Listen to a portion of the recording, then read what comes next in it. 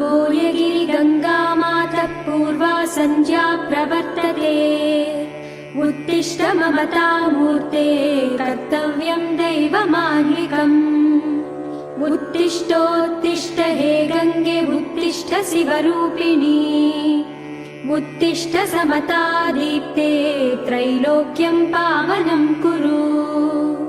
हे लोकमातसुरपूजितपादपीठे हे देवमात नवशोभितपुण्यमूर्ते। हे मातृरूप शुभमङ्गलपूर्णबिम्बे गङ्गे सुबोयगिरिहे तव सुप्रभातम्। ओङ्कारनाद परिवेष्टित सौम्यरूपे देवी सनातनि सुधामय सुप्रजाते। आनन्ददायिनि महामयि मौनमूर्ते गङ्गे सुबोयगिरिहे तव सुप्रभातम्। देवादिदेवनुत पूजित कालरूपे सौभाग्यदायिनि सदा शशिपूर्णबिम्बे सन्मार्गदायिनि समादर साधुरूपे गङ्गे सुबोयगिरिहे तव सुप्रभातम्। गङ्गेति नाम नवधारिणि दिव्यहस्ते कैवल्यलोकसहिते सुरलोकपूज्ये देदीप्यमानगलिते नलिनायताक्षे गङ्गे सुबोयगिरिहे तव सुप्रभातम्। श्रीशैवरूपिणि सुरासुरपूजितास्ये सन्मार्गदायिनि अनाथजनार्चिताङ्घे सौन्दर्यरूपिणि सुभावसुधासमुद्रे गङ्गे सुबोयगिरिहे तव सुप्रभातम्। ज्वाज्वल्यमानगुणशोभितसुन्दरास्ये रौद्रादिदिव्यरसरञ्जितरागमूर्ते रागादिभावनिजहेन गुणस्वभावे गङ्गे सुबोयगिरिहे तव सुप्रभातम्। गायत्रीधात्री हिमपर्वतपुत्री गौरी गन्धर्वगानपरिसेवितपुण्यमूर्ते विज्ञानदायिनि विधायिनि वेदरूपे गङ्गे सुबोयगिरिहे तव सुप्रभातम्। एकी जनाश्रय सुबोय जनार्चितास्ये क्रोधस्वभावगुणकुम्भित उग्ररूपे सत्त्वादिनव्यगुणशोभित गात्रयुक्ते गङ्गे सुबोयगिरिहे तव सुप्रभातम्। पुष्पार्चिताननि सुभाषिनि सूर्यदीप्ते सद्भक्तपोषिनि सुहासिनि शैवमूर्ते सद्भावदोषिनि सुरेश्वरि हे नभेबे गङ्गे सुबोयगिरिहे तव सुप्रभातम्। श्रीपार्वती परमपावनि शम्भुनारी हे शाम्भवी विपुलभावमयी महेशी कादम्बिनी सकललोकसुपूजितास्ये गङ्गे सुबोयगिरिहे तव सुप्रभातम्। श्रीगौरि सर्वजनपोषिणि तीव्रनेत्रे ओङ्कारि वारिजधराचितपादपद्मे ह्रीङ्कारि वारिज भवार्चित दिव्यमूर्ते गङ्गे सुबोयगिरिहे तव सुप्रभातम्। दुर्गे दुराशय विनाशिनि शान्तमूर्ते शुभ्रे महाशय सुपोषिनि शुक्लपक्षे शोभे सनातन सहायिनि वेददीक्षे गङ्गे सुबोयगिरिहे तव सुप्रभातम्। वेदान्तवासिनि सुवासिनि सुस्वभावे आध्यात्मलोकपरिवेष्टित गात्रधर्मे आरोग्यदायिनि निरामयि नीरजाक्षे गङ्गे सुबोयगिरिहे तव सुप्रभातम् हेमाम्बरहिमकरे सुरसेव्यमाने दाक्षायणी शुभकरे नतलोकपूज्ये कादम्बरी कलिविनाशनि दिव्यरूपे गङ्गे सुबोयगिरिहे तव सुप्रभातम् आनन्ददायिनि समादर साधुमूर्ते चण्डी चराचर जीवनुत पुण्यमूर्ते भण्डासुरादिगणदैत्य विनाशदीप्ते गङ्गे सुबोयगिरिहे तव सुप्रभातम् सिंहासिनी सुरसहायिनि सौम्यरूपे संहारिणी श्रितसुपोषिनि दिव्यमूर्ते सौदामिनी नरसुरादिसुपोषकार्ये गङ्गे सुबोयगिरिहे तव सुप्रभातम् देवी दयामयि सुभावसुनादमूर्ते अम्बे महामयि महेश सुमार्वभाग्ये काली महोन्नत महागुणगात्रधर्मे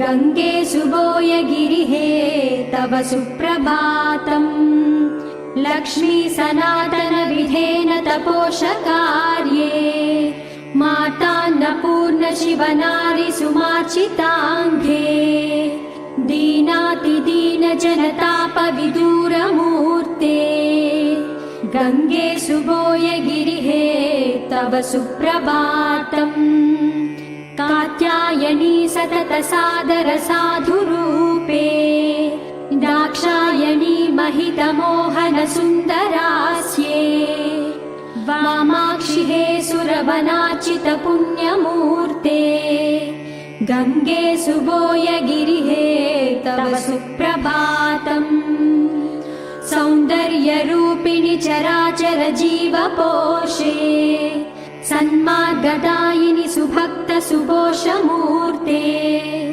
आनन्ददायिनि अनाथ जनार्चिताङ्गे गङ्गे सुबोयगिरिहे तव सुप्रभातम् शृङ्गाररूपिणि सदा नवभावयुक्ते कारुण्यदायिनि शिवेन तपारिजाते देदीप्यमान गुणगुम्बित नव्यमूर्ते गङ्गे सुबोयगिरिहे तव सुप्रभातम् सौवर्णरूपिणि सुरासुरलोकपूज्ये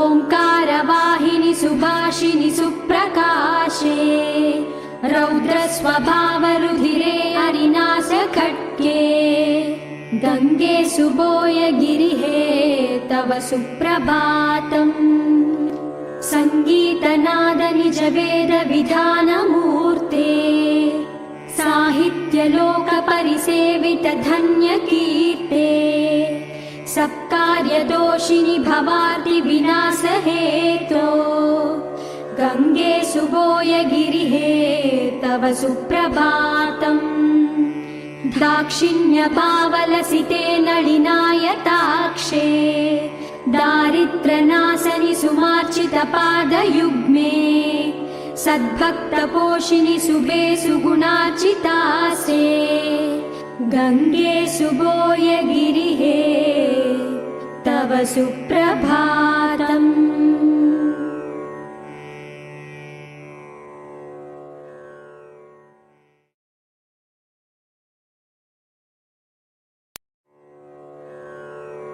जगदम्बिके सुरगणसेव्यपते सुमनोगमनोहर चरणयुगे सर्वान्तर्यामिनि नव्यपते विजयी भव बोयगिरीश्वरि हे प्रमथादिमहागणहृन्निलये शरणागत जन परिपालयुते सकलाचित पोषित पुण्यवते विजयी भव बोयगिरीश्वरि हे शशिबिम्बमुखे हिमशैलगृहे चतुराननवन्दित चरणयुगे परिपालय मां गिरिराजसुते विजयी भव बोयगिरीश्वरि हे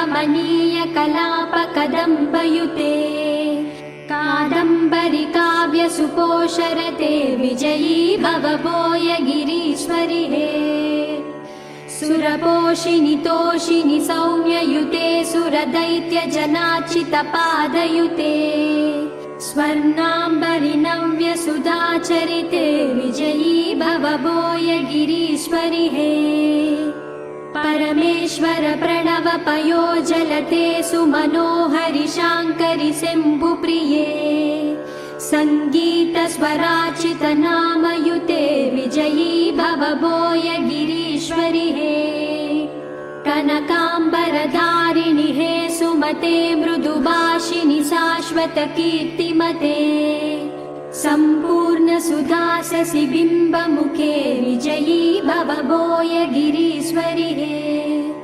कैवल्यप्रदायिनि पाशधृते परिपालय मां हिमशैलसुते वन्देऽहं वनितावनतुलसे विजयी भव भोयगिरीश्वरि हे सीताद्रिसुते सौहार्द्रमते सद्भुक्तिप्रदायिनि शक्तियुते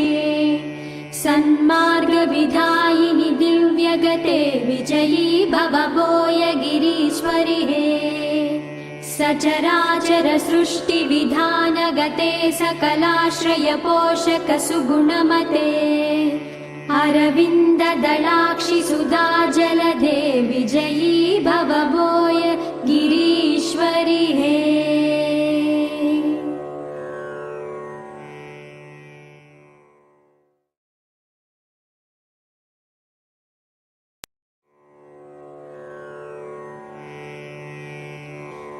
दिव्यौ सनातनपदौ नववेदमन्त्रौ श्रव्यौ महागुणमयौ सुरलोकपूज्यौ भव्यौ सदानवसुमौ शुभकार्यसूचौ श्रीगङ्गदिव्यचरणौ शरणं प्रपद्ये आनन्दलोकगमनौ नवभाववेद्यौ आप्याय रागचरितौ सुगुणस्वभावौ आत्मीयगानभरितौ शुभसूचिगौतौ श्रीगङ्गदिव्यचरणौ शरणं प्रपद्ये कैवल्यलोकचरितौ सुमकोमलौ तौ वेदौ विरिञ्चि विनुतौ सुरसेव्यमानौ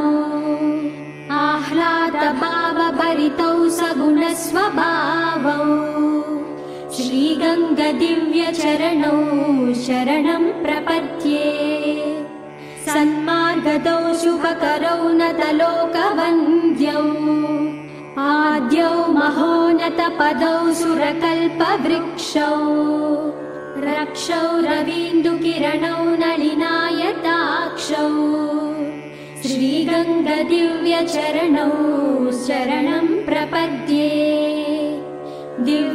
दिव्यातिदिव्यवरदौ सुमसेव्यमानौ नव्यातिनव्यकुसुमौ सुरलोकगम्यौ आनन्दभावकलितौ अरुणारुणौ तौ श्रीगङ्गदिव्यचरणौ शरणं प्रपद्ये कल्याणकारकसुधाकलशौ सुवेदौ लावण्यपूरकगणमहाज्वलितौ सुजातौ श्रीनाथनारदविरिञ्चि हरवन्द्यमानौ श्रीगङ्गदिव्यचरणौ शरणं प्रपद्ये श्रीसूर्यचन्द्रगणदिव्यसुलोकपूज्यौ देवेन्द्रलोकगणसेवितनव्यचिह्नौ श्रीपारिजातसुमसौरभसुप्रकाशौ श्रीगङ्गदिव्यचरणौ शरणं प्रपद्ये भक्तातिनाशनकरौ भवनाशबीजौ गन्धर्वगायकजनार्चितदिव्यपीठौ वेदान्तसेवितसुधामधुपूर्णकुम्भौ श्रीगङ्गदिव्यचरणौ शरणं प्रपद्ये विश्वाग्रगण्यघनतापविदूरमार्गौ देवाग्रगण्यनवसोमसुकान्तिदीपौ कैवल्यलोकजनभावितभक्तिवादौ श्रीगङ्गदिव्यचरणौ शरणं प्रपद्ये सामान्यमानवजनार्चितसुप्रसूनौ मोहार्णवाब्धिजनतापविनाशमन्त्रौ देवादिदेवनुतसेवितदिव्यधामौ श्रीगङ्गदिव्यचरणौ शरणं प्रपद्ये